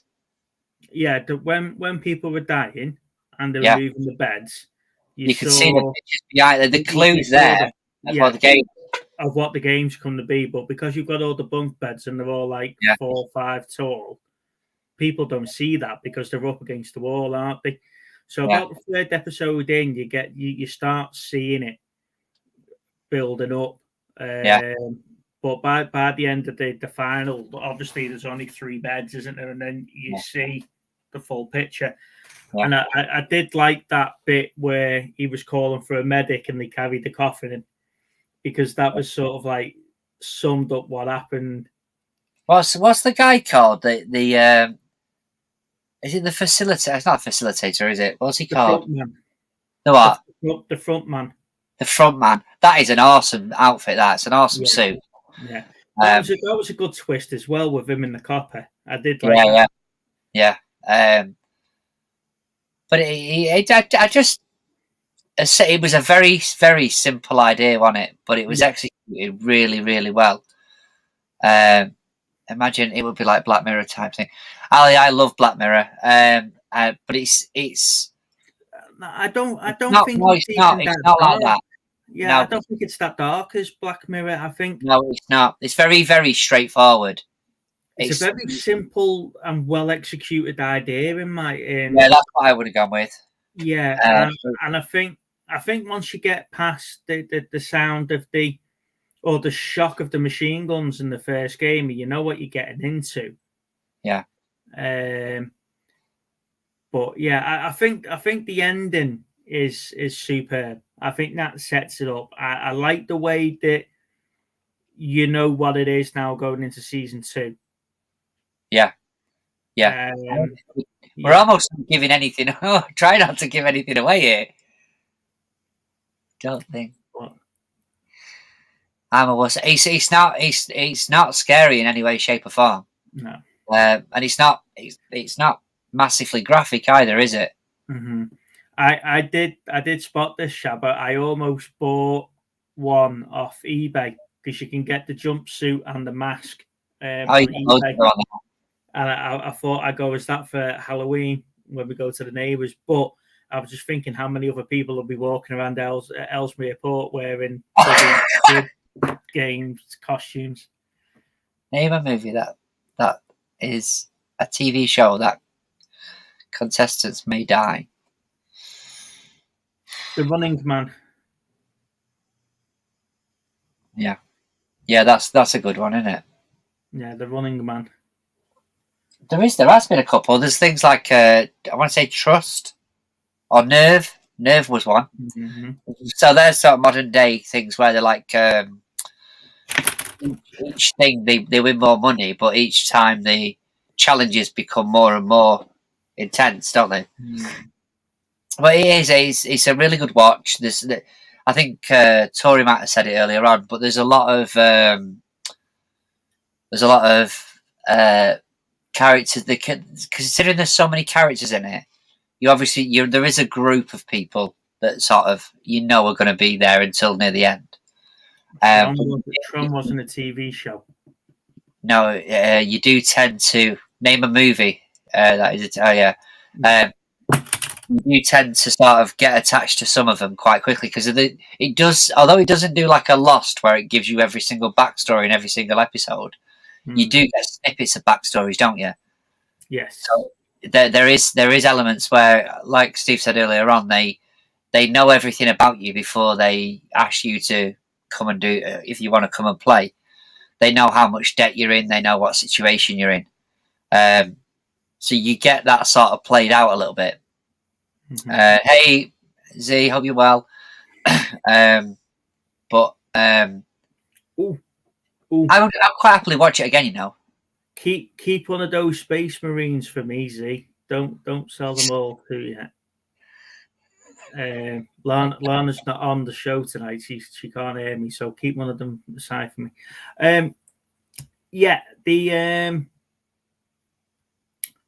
They knew everything about you, and I think that's what I enjoyed about this, that they didn't waste 10 episodes going back through when I was a kid, this happened, or when I was 10, this happened. It was just a case of, right, I'm hard on me luck, and everybody knows I'm already hard on me luck because one character's like that, so we're all like that.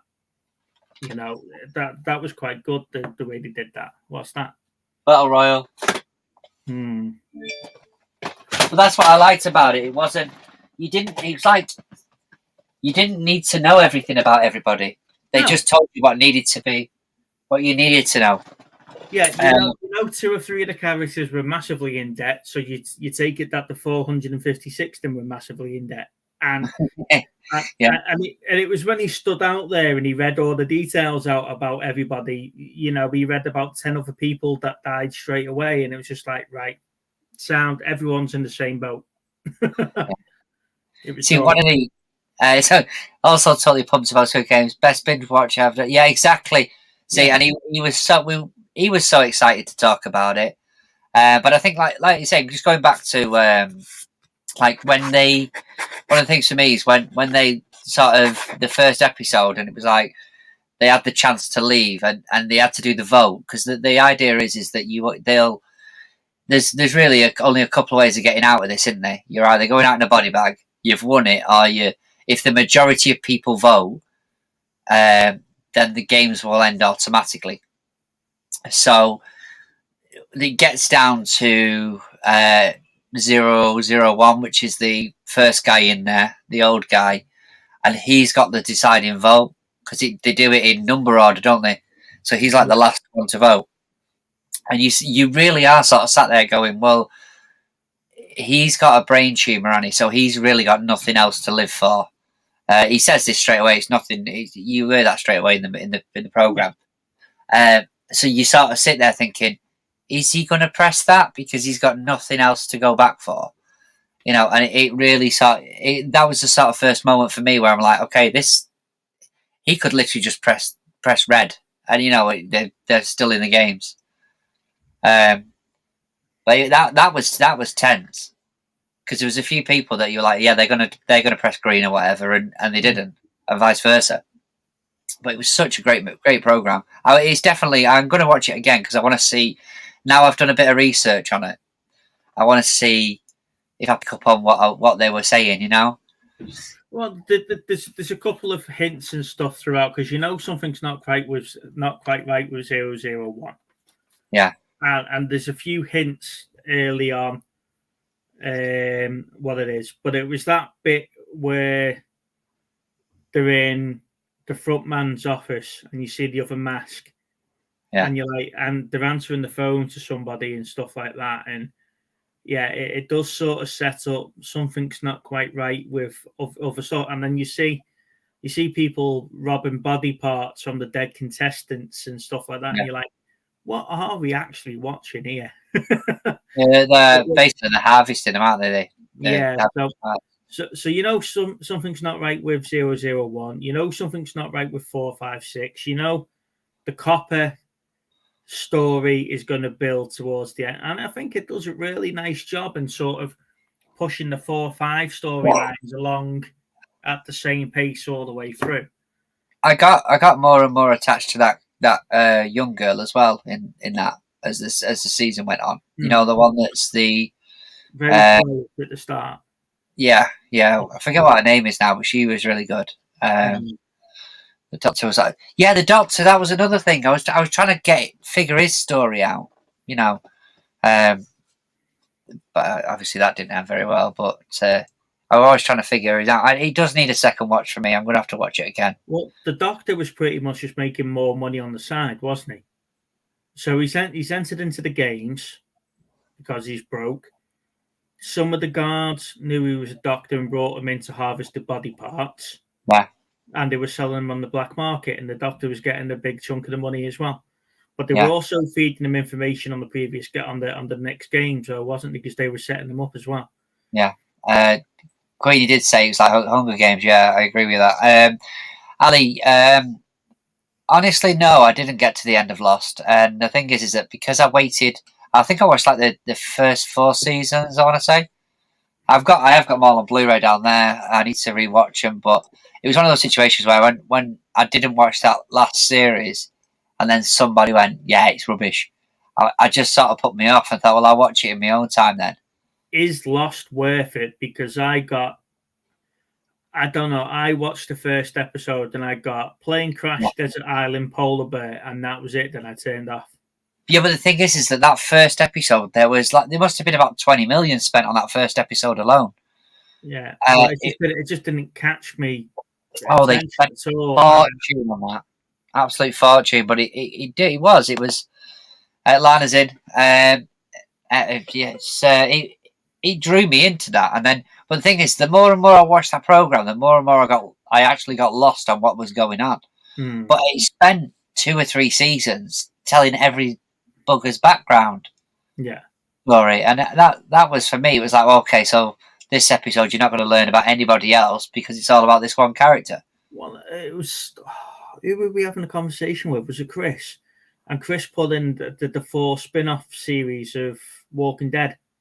Yeah, it was Chris. Not taking in considering Fear of the Walking Dead. Yeah. You know, there's another 4 spin-off shows coming of that. And you're like, I thought this was going to be the last one ever, and then we're going to get the movies, and that was that. But yeah. Because if there's money to be made, they'll keep milking stuff. We never got to finish it though. as we cancel that Sky. So you could probably pick it up relatively cheap now if you do want to finish it. I think DVDs will probably cost you about 15 quid for them. Watched, but gave up because didn't go anywhere. Brilliant though. Every time we thought, yeah. I like to say, Ali, I couldn't get past the plane crash desert island polar bear bit, and I was just like, this is going to be ridiculous, and turned off. And back then, it was the biggest thing on telly, mate. Yeah, and then I think I jumped into an episode. I didn't know what season we were, and they were talking about question marks, and I'm like, right, okay, we'll leave that there then. That's you done. That's me done. Yeah, plane crash desert polar bear question marks. I think we spoke about it that last week though, but I think that going back to Squid Games, that is a good amount of episodes. I think with that, I think it's a decent amount. How Lost ended season 1 was great, but fuck knows. I don't know. Look at this swearing off Chris. Shocking. You don't get that on his channel, do you? No, not at all. But yeah. It's one I need to go back to at some point, but I really don't have the time, and it's not on the top of my list to watch it, to be fair. So here's a question for you then. How far, and see saying there that he's just consumed with Squid Games at the moment, how far, put in the chat how far you think you'd get in Squid Games. Oh. I think a lot of it is chance, though, isn't it? It's luck. You know, I mean, there's a certain couple of those challenges that, given the wrong choice, you would not be going through. It's not because you haven't got the skill sets to do it. It's because of your positioning or who you're pitted against. You know, and that's the other thing about that is that you had teams that wanted to sort of stick together, and ultimately a lot of that was a downfall because all of a sudden they may be against each other. You know, I died in the first round for sure. I remember How difficult is that in the first round? Don't move. Right. I called a few. Oh, so here we go. Chris did say earlier on, and I ignored it, but Chris did say earlier on, like, there was a, what was his phrase for it? What did he use? He said basically there was a glaring issue that cropped up. Something that stood out to him, and I was trying to figure out what. And I know Shabba's mentioned it. Shabba's asked him outright what was the issue. What did he find?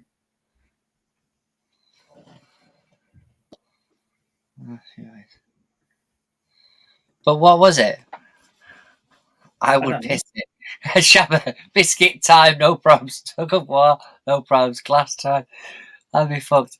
I tell you what, though, that the glass bridge, that was really clever. I mean, especially towards the back end of it, and how that guy had that experience with the glass. Really clever. But that again, it's one of those situations where some of those main characters could have easily picked different numbers. I always think it's a shame that they have announced this. Yeah, I was. Yeah, exactly. Z, I think that as well. I think as a one-off piece, I think that's a really good series. I hope it's as good with the second series. I think I said that I don't know if you were just joining us Thursday. I think knowing that there's a second series sort of spoilt the ending for me a little bit. Well, no, there was always still going to be one outcome for that, and then obviously there's, like you say, that with the twists and stuff. Yeah, I suppose. But as a one-off series, I would put that really highly. I think if you bring out a second series and it's nowhere near as good, it's just going to damage your reputation of the first one. It's going to be, for one of them. You look at Prison Break. Yeah, I do love Prison Break. Sorry, bud. I do love Prison Breaks, but that first series, if that had been all or nothing, then I would have rated that really a lot higher than I probably do. I just hope 4, 5, 6 goes back in to play the game, and sort of, you know, do it from in, and they don't give him like the policeman role where he's trying to break it from the inside out. Yeah. You know, because I think that'll just be recycling. Here he is. Here's the man himself. Hey. Hugh Hefner, everybody. All right. Right. Are you going to tell us what this gleaming issue was for Squid Games? Well, Thanks, I don't know Beanie. because Yeah. I don't want to ruin it for people. We've got the banner up, Chris. You can see it. We're in a safe place. Hang on a minute. This isn't very loud at all. Hang on a sec. I can barely hear you. Don't know what's going on. I had that the other day. That's what I was saying to you. When I went on a chat on my phone, and all of a sudden it was like lower volume. Yeah, I don't know. I'm full volume, but I can barely hear you. Hang on a sec. There must be something, mate. Because I said to I thought it was you, but it might be somebody else. The other day, I put it on my phone, and for some reason, I don't know if it's an update that's buggered it, but it's really quiet. Yeah, it is quiet. Anyway, I can hear you. All right. Do you want me to tell you what I think the glaring gaffe was? And you might be able to like write around it, but as soon as it happened, I'm shouting at the screen and saying to Belle, I'm saying, "Well, that's ridiculous. Why didn't he just do this?" Right? Because it made a bit of a mockery of it, I thought. Do you want me to say it or not? Yeah, go on. Yeah, go on, yeah. Right. The glass bridge. Yeah. Okay. So the guy, there's 3 of them left. Well, no, actually, there's 4 of them left. Yeah. Right. And the guy steps onto the old man who's no longer of any use because he can't see the angles of the glass anymore. Yeah. Mm-hmm. And he shoves him and they get to their safety just in time. Yeah. Right? He's at the front. So why doesn't he wait until the last second? He gets to the end of the bridge and the other 2 are dead. So he wins. Why do you have to ruin things? Well, that's what I said straight away. Why have you done this? I said to Belle, why doesn't he goes across at about 25 seconds left, doesn't he? Yeah. Why did he do that? Because that meant he let the other 2 come on with him. He could have gone with 5 seconds left and the other 2 would have been dead. To go there, Chris. Hey? That there's 2 episodes to go in the series at that point. Well, You it don't matter. We could have had it done with. Is it? It could have been finished. And you don't get to see him being a cock later on. I know, but I'm just saying, like that for me felt like a bit of a gaff.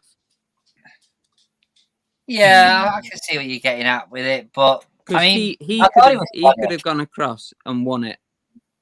But the thing is, with that particular challenge, that game, it could have ended completely different. There was no, you know, if apart from that one guy, there was no sort of skill of any of them. It was a game of chance, wasn't it?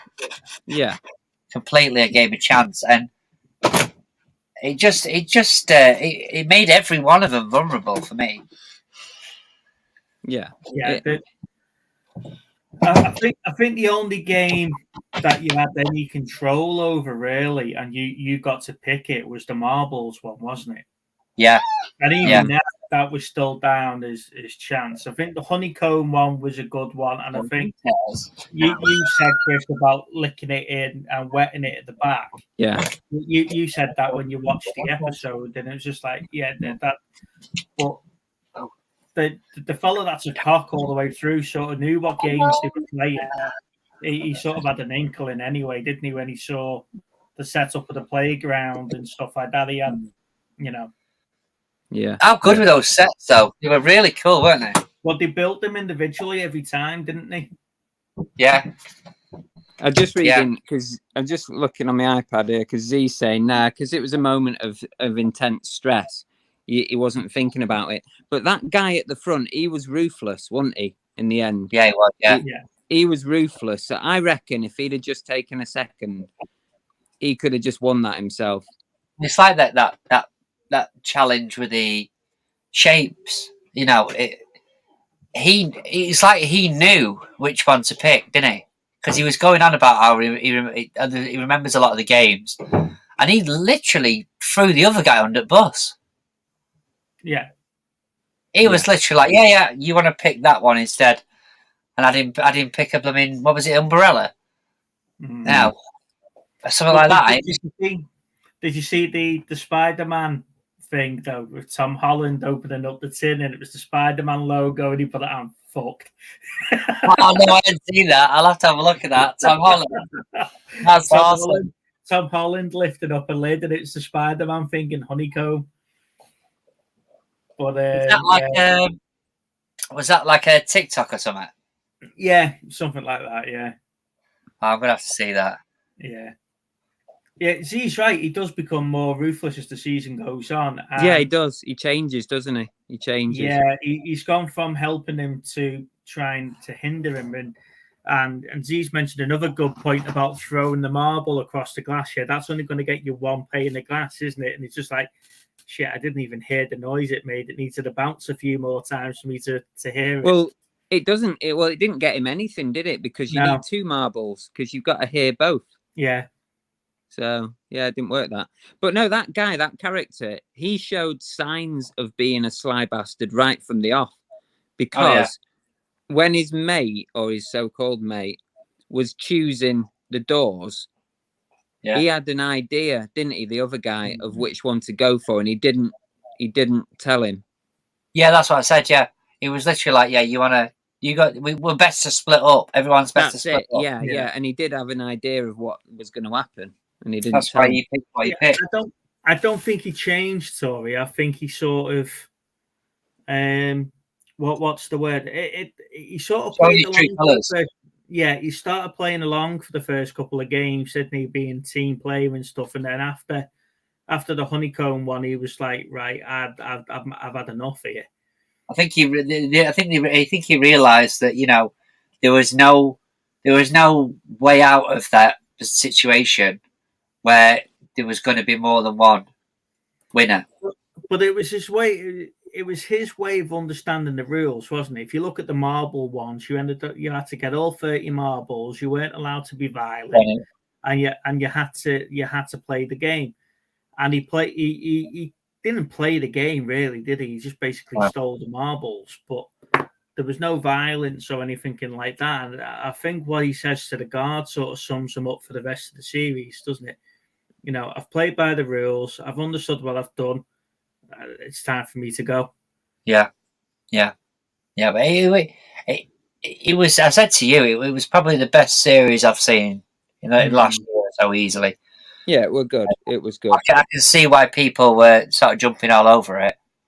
It's definitely. Is it now like the biggest Netflix TV series we've had? TV series ever released, wasn't it, on Netflix? Yeah. To the point where the Korean internet providers actually sued Netflix for crashing their servers. Really?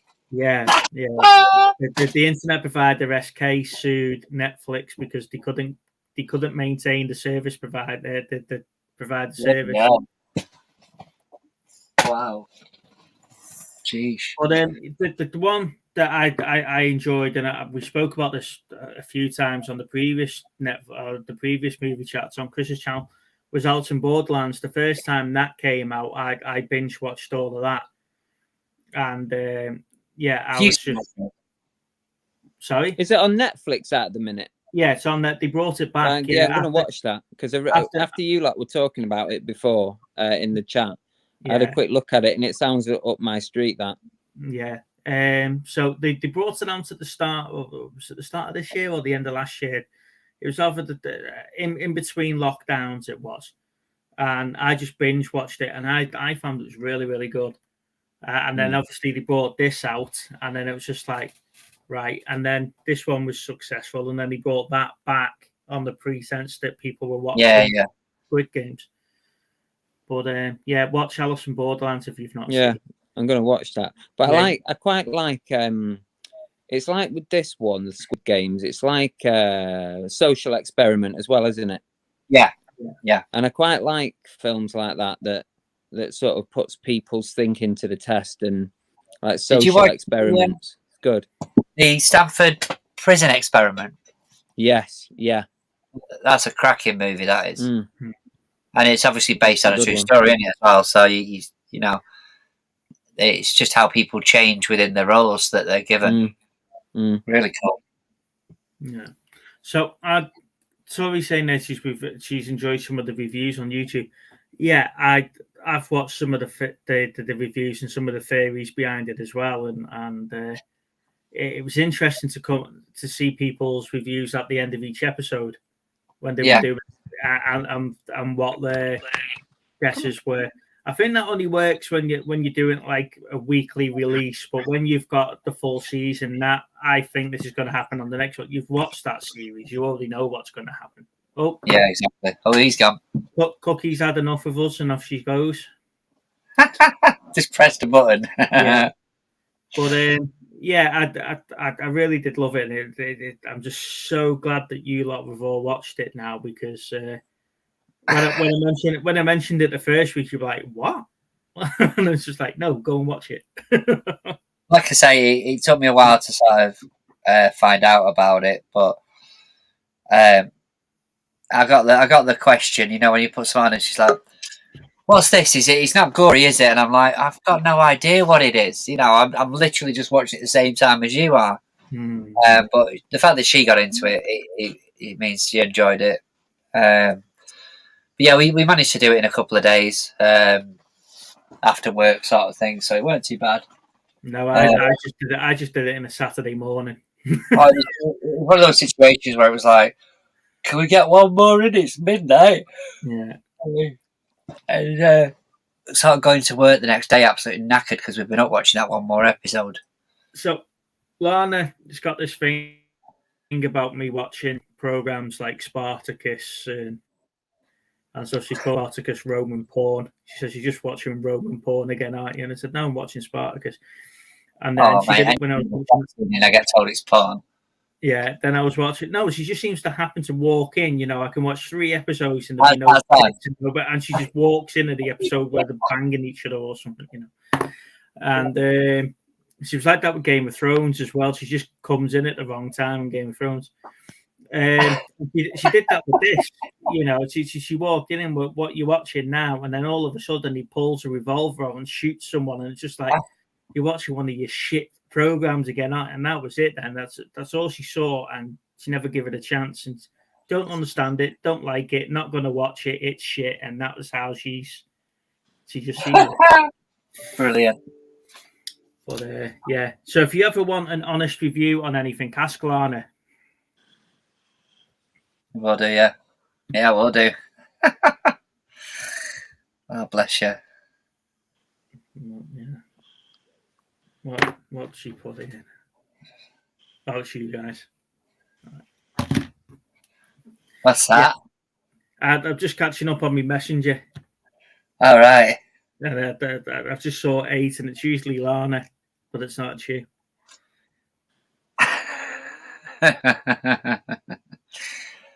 What else we got? Anything else? No, what's this?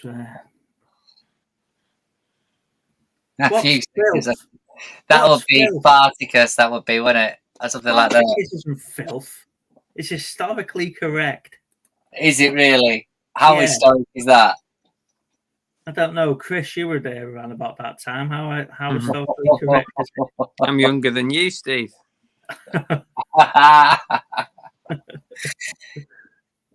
So what series? Season 2 is going to be about 4, 5, 6, putting an end to the game.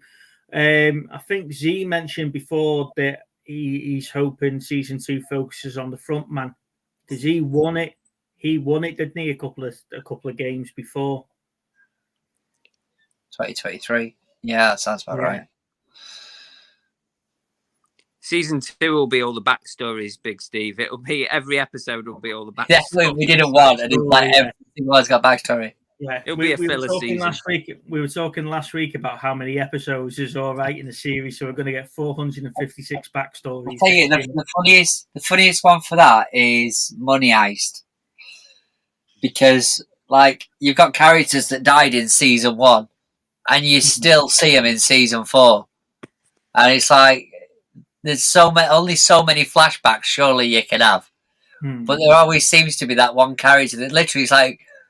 For most of these actors, when they die in a program, like, right, cheers for your service, thank you very much, off you go. These guys just keep coming back every season. Is it the same character or a different character? It's the same person. literally, but it's like a shot of time somewhere from the Yeah. past and how it was set up, and it's like they've not left set yet, and they died in season 1. It's mental, but it's the only program the only sort of series I've seen that happen so far. But yeah, there's no, even with what's happened in the first season of Squid Games, there's no guarantee that we're not going to see all 456 of them in some sort of flashback. Yeah.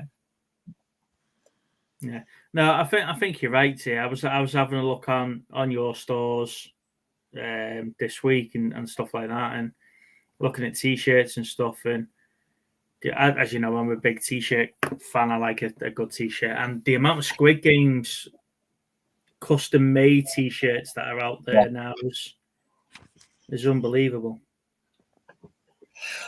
I mean, I think Z's got an added interest in that. To be fair, a lot more than I'd just go on and buy it anyway.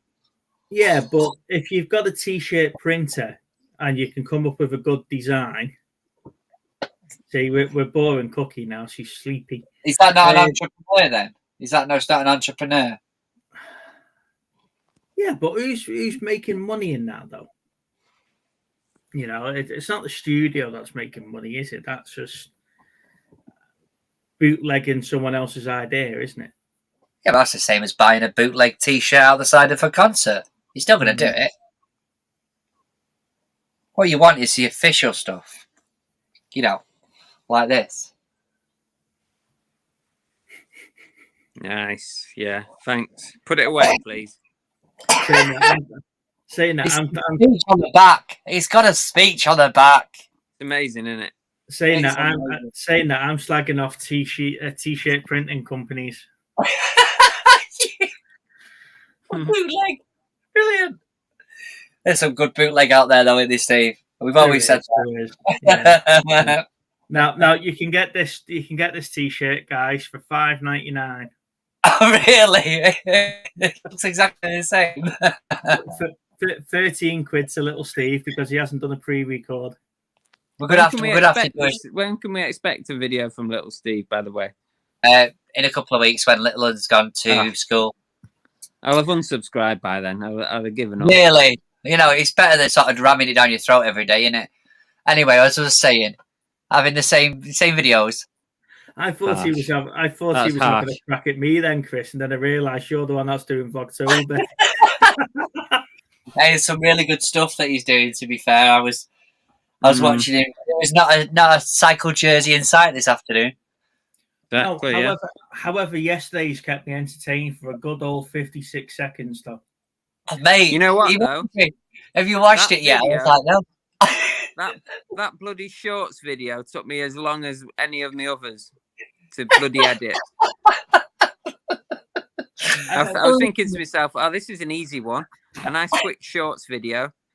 Took me frigging ages because I was putting different soundtracks on it. I was putting graphics and I had to use two editing softwares to take it out of one, save it, and open it in another. Oh, I don't know. Regretted it. I don't know. My shorts were dead quick. Mine were dead easy to do. They were just as quickly getting a blooming mark against them for what you were using.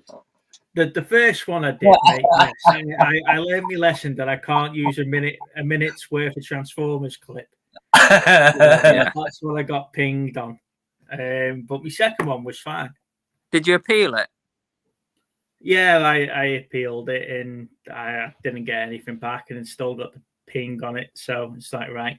But I fixed the other two pings though, because that we had that same day, because the music that we used on the clip was no longer free issue. I see. So it was just like, so I think I just have to go back through and just check them on a regular occurrence if we're going to get pinged or not, because yeah, you don't want to get stopped, do we, for something that we did a couple of weeks earlier. Oh, brilliant. Saturdays come shop with me. Yeah. Sundays come wallpaper with me. Hey, there's some good content out there. And hang on, we've got another one. And Monday is come underground, bare knuckle boxing with me. Jeez. You know what? I'd watch that. I'd watch it. I sat there for a good couple of hours and watched his Cops one today. This morning. The rest of the Overloaded on it. The rest of the YouTubers are doing boxing, aren't they? Aren't they going into full-time boxing? Should we set something like that up? Like Full-time a boxing what you on about? Yeah, well, who's that YouTube that's fighting Tommy Fury? Oh, Jake Paul or whatever he's called. Yeah, there you go. Follow his footsteps, Chris, and go into boxing. Yeah, right. I'm not a boxer. I wanna be a boxer. We should set up some sort of like MMA tournament for the YouTubers and the reselling community. Reselling community. Yeah, I can just imagine Chris and Nick in a MMA match using their X-Forces trained move. Highly trained. I'm a highly trained fighter, mate. It's a lethal weapon, you know. In the next round, you'll have Z versus Andrew. I think Z would go for it. To be fair, I just say that because he's here. Bless him. I hope. It's. I do need to try and get to Z's shop at some point, but I need to have loads of bloody money to do it. It cost me a fortune in there. I think I'd be buying everything I could. Well, Lana said to me, "We're looking for ideas for long weekends." She said, "We'll do Blackpool after Christmas. You know, we'll go up and stuff like that." She went, "Can we stop off at Preston and have a look at the Wallace and Gromit statue?" And I went, "As long as I can stop off at Garstang on the way up." You know, because Preston's not too far from Garstang, and then that's not too far from Blackpool, is it? So it's like, yeah, we're coming. I see. So, yeah. You want to be going stocked up, Z? Stocked up. He's going to come and buy a keyring. Or you'll see on this the week after, it'll just be piled.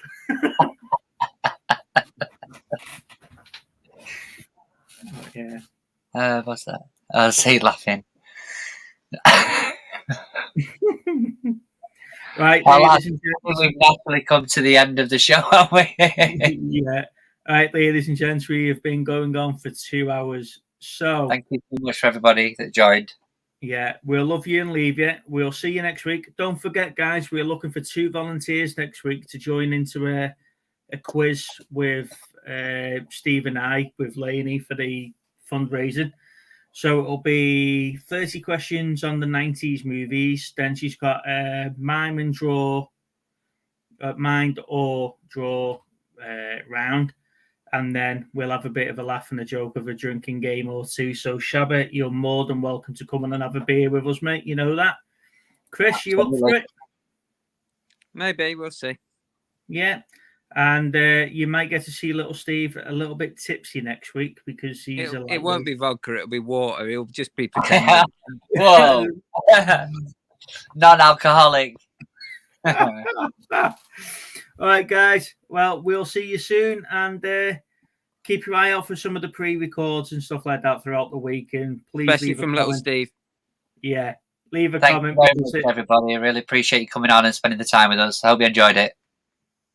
Bye-bye. Cheers, guys. Bye. Good show. See you later.